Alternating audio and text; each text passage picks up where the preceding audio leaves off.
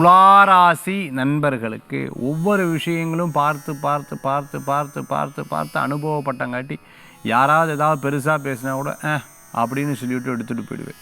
ஏன்னா இது பார்த்து அனுபவப்பட்டாச்சு, என்னத்தை போய் இருக்குது லைஃப்பில் பார்த்து தெரிஞ்சாச்சு அப்படிங்கிறதுல ஒரு தெளிவாக இருக்கக்கூடிய நாளாக இன்றைய தினம் உண்டு. சின்ன சின்ன விஷயங்களில் கோபித்து கொள்வதை தவிர்த்து கொள்வது நல்லது. இன்றைக்கி பணம் சம்பாதிக்கிறத பற்றி யோசிப்பேன், லாபத்தை பற்றி சிந்திப்பேன்.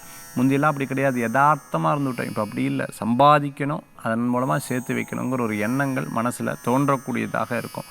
துளாராசி என்பர்கள் அரசியலில் இருக்கிறவங்களுக்கு வெற்றி, மருத்துவராக இருந்துட்டுருக்கோ சோஜனாக இருந்துட்டுருக்கிறவங்களுக்கு வெற்றி, வீடு கட்டின்னு இருக்கிறவா கன்ஸ்ட்ரக்டர்கிட்ட பயங்கரமான சண்டை, இன்ஜினியர்கிட்ட நான் ஒன்று சொன்னால் அவள் ஒன்று பண்ணின்னு இருக்கான்ற விஷயங்கள்லாம் கொஞ்சம் அப்படியே குழப்பமெல்லாம் அப்பப்போ வந்து போயின்னு இருக்கும். வீட்டில் மாடு வளர்த்துன்னு இருக்கும், வீட்டில் வளர்க்கக்கூடிய பிராணிகள் இருந்தால் கவனம் என்பது தேவை. துளாராசி அன்பர்கள் அருகில் இருக்கிறவங்க கிட்ட சண்டை போடுவதை தவிர்த்துக்கிறது நல்லது. அப்படி தான் குழப்பம் அவங்க மூலமாக வந்தால் கூட கொஞ்சம் தள்ளி இருக்கிறது நல்லது.